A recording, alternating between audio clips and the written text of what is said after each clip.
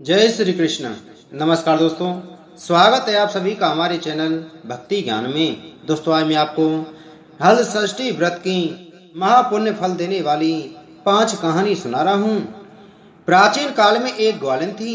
उसका प्रसव काल अत्यंत निकट था। एक ओर वह प्रसव से व्याकुल थी तो दूसरी ओर उसका मन गौ रस दूध दही बेचने में लगा हुआ था।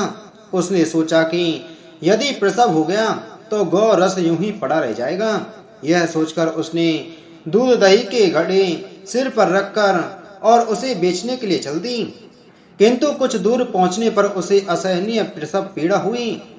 वह एक झरबेरी की ओट में चली गई और वहां एक बच्चे को जन्म दिया। वह बच्चे को वहीं छोड़कर पास के गांव में दूध दही बेचने चली गई। संयोग से उस दिन हल षष्ठी थी। गाय भैंस के मिश्रित दूध को केवल भैंस का दूध बतलाकर उसने सीधे साधे गांव वालों को बेच दिया। उधर जिस झरबेरी के नीचे उसने बच्चे को छोड़ा था, उसके समीप ही खेत में एक किसान हल चला रहा था। अचानक उसके बैल भड़क उठे और हल का फल शरीर में घुसने से वह बालक मर गया। इस घटना से किसान बहुत दुखी हुआ, फिर भी उसने हिम्मत और धैर्य से काम लिया। उसने झरबेरी के कांटे से ही बच्चे के चिरे हुए पेट में टाँके लगाए और उसे वहीं छोड़कर चला गया। कुछ देर बाद ग्वालिन दूध बेचकर वहां आ पहुंची। बच्चे की ऐसी दशा देखकर उसे समझते देर नहीं लगा कि यह सब उसके ही पाप की सजा है। वह सोचने लगी कि यदि मैंने झूठ बोलकर गाय का दूध न बेचा होता और गांव की स्त्रियों का धर्म भ्रष्ट न किया होता तो मेरे बच्चे की यह दशा न होती। अतः मुझे लौटकर सब बातें गांव वालों को बताकर प्रायश्चित करना चाहिए। ऐसा निश्चय कर वह उस गांव में पहुंची जहां उसने दूध दही बेचा था। वह गली गली घूमकर अपनी करतूत और उसके फल स्वरूप मिले दंड का बखान करने लगी। तब स्त्रियों ने स्वधर्म रक्षार्थ और उस पर रहम खाकर उसे क्षमा कर दिया और आशीर्वाद दिया। बहुत सी स्त्रियों द्वारा आशीर्वाद लेकर जब वह पुनः झरबेरी के नीचे पहुंची तो यह देखकर आश्चर्यचकित रह गई कि वहां उसका पुत्र जीवित अवस्था में पड़ा है। तभी उसने स्वार्थ के लिए झूठ बोलने को ब्रह्म हत्या के समान समझा और कभी झूठ न बोलने का प्रण कर लिया। हल षष्ठी माता की दूसरी कहानी। दक्षिण दिशा में पहाड़ों के बीच सघन वन में एक गांव बसा हुआ था। उस गांव में एक धनी भीलनी निवास करती थी। उस भीलनी की एक दासी थी जो बड़े सुंदर स्वभाव की थी। उसके 2 सुंदर रूपवान बालक थे तथा मालकिन भीलनी के 5 लड़कियां थीं। भीलनी दासी के दोनों सुंदर लड़कों को बहुत प्यार करती थी। इस प्रकार भादों मास की छठ को भीलनी ने दासी को जंगल से लकड़ी लेने को भेज दिया। दासी लकड़ी लेने जंगल में गई। उधर उसके बच्चों का गांव के लड़कों से झगड़ा हो गया और उन्होंने दासी के बच्चों को मार डाला। भीलनी ने दुखी होकर उन्हें गांव के बाहर ले जाकर जला दिया और उनकी अस्थियां लेकर घर आई। उधर दासी वन में लकड़ियां लेकर वापस चली तो नदी के किनारे मुनि के आश्रम में 5 स्त्रियों को पूजा करते देखकर उसने उन स्त्रियों के साथ बड़े प्रेम से माता की पूजा की और अपने बच्चों के कल्याण के लिए माता से प्रार्थना की। उसने माता के इस व्रत को सदा करने का संकल्प लिया। जब वह लकड़ी लेकर वापस चली तो गांव के समीप पहुंचकर देखती है कि उसके दोनों बच्चे खेल रहे हैं। उसने दोनों बच्चों को प्रेम से गोदी में उठा लिया और अपने घर ले आई। मालकिन भीलनी ने यह देखकर चकित होकर पूछा। तब दासी ने माता के व्रत तथा पूजा का सब हाल कह सुनाया। माता के व्रत का प्रभाव देखकर मालकिन ने भी व्रत करने का संकल्प लिया और सुखी हो गई। हल षष्ठी माता की तीसरी कहानी। दक्षिण दिशा में एक अति सुंदर नगर था। उस नगर में एक धनवान बनिया रहता था। उसकी पत्नी बहुत उत्तम स्वभाव वाली थी, किंतु उसके पूर्व जन्म के पाप के कारण उसके 6 पुत्र हुए परंतु एक भी जीवित न रहा। इससे दुखी होकर वह वन में चली गई। वन में उसे एक तपस्वी मुनि मिले।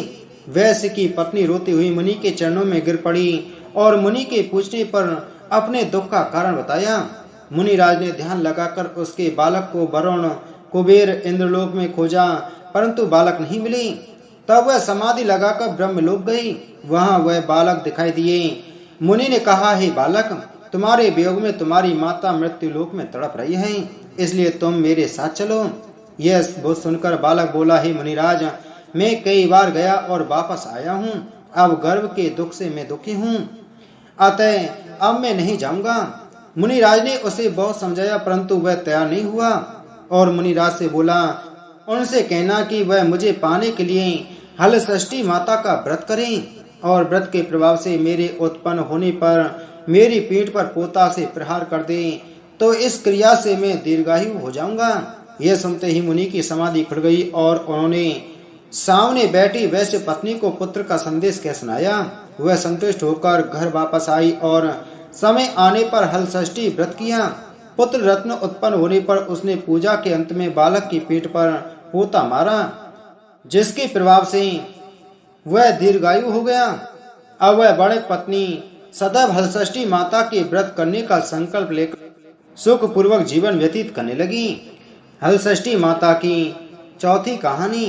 प्राचीन काल में सुभ्रत नामक एक राजा था। उसकी पत्नी का नाम सुवर्णा था। उसके हस्ती नामक एक प्रतापी पुत्र था, जिसने अपने नाम से हस्तिनापुरी बसाई थी। एक दिन राजा का लड़का अपनी दाई के साथ गंगा स्नान को गया। वहां उसे एक गाह ने निकल लिया। यह सुनकर सुवर्णा अत्यंत दुखी हुई और उसने क्रोध में धाती के पुत्र को भाड़ की धधकती अग्नि में डलवा दिया। धाती पुत्र शोक में निर्जन मन में जाकर एक शिव मंदिर में जाकर शिव पार्वती तथा गणेश जी की उपासना करने लगी। वह प्रतिदिन तृण धान तथा महुआ खाकर समय बिताती थी। व्रत के प्रभाव से भाद्रपद कृष्ण पक्ष के एक दिन उसका लड़का अग्नि से बाहर निकल आया। राजा रानी बाहर से लड़के को जीवित निकलते देखकर आश्चर्य करते हुए पंडितों से उसके जीवित निकलने का कारण पूछने लगे। तभी इस रहस्य को बताने के लिए शिव जी की आज्ञा से दुर्वासा ऋषि वहां आई। राजा रानी ने उनका स्वागत किया और लड़के के जीवित निकलने का रहस्य पूछा।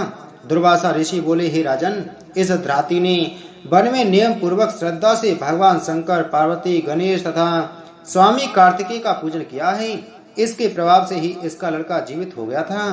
आप भी यह व्रत किया करें। राजा रानी दुर्वासा ऋषि को विदा करके धाती पुत्र के पास गई। उन्हें वहां कुश पर बैठे पलाश के नीचे शिव जी का पूजन करते देखा तो उसे अपनी माँ धाती से मिला दिया। धाती ने राजा को बताया कि आपसे भयभीत होकर जिस दिन से मैं वन में गई थी, तब से केवल वायु भक्षण करते हुए शंकर भगवान, पार्वती, गणेश तथा कार्तिकेय के पूजन में लगी रहती थी। एक दिन रात्रि में शिव जी ने स्वप्न में कहा कि तुम्हारा लड़का जीवित है, क्योंकि तूने श्रद्धा सहित व्रत पूजन किया है। तुम्हारी रानी भी इस व्रत को करे तो उसका लड़का भी मिल जाएगा तथा उसके और लड़के भी होंगे। यह सुनकर राजा रानी ने श्रद्धा भक्ति सहित इस व्रत को किया, जिसके प्रभाव से राजा का लड़का गाह के मुख से जीवित निकल आया। फिर व्रत के प्रभाव से राजा के और भी पुत्र हुए और उसके राज्य में सुख शांति हो गई। उसके राज्य में अनावृष्टि, दुर्भिक्षी, महामारी सदा के लिए समाप्त हो गई। इन कथाओं को सुनकर देवकी ने नारद जी से तथा युधिष्ठिर ने श्री कृष्ण से पूछा कि इस व्रत का विधान क्या है। तब नारद जी ने देवकी से तथा श्री कृष्ण जी ने युधिष्ठिर से कहा कि भादव मास की कृष्ण पक्ष की पंचमी के दिन यह व्रत का संकल्प कर दिन में एक बार भोजन करें तथा छठ के दिन घर की सफाई कर आंगन को गोबर से लीप कर शुद्ध करें।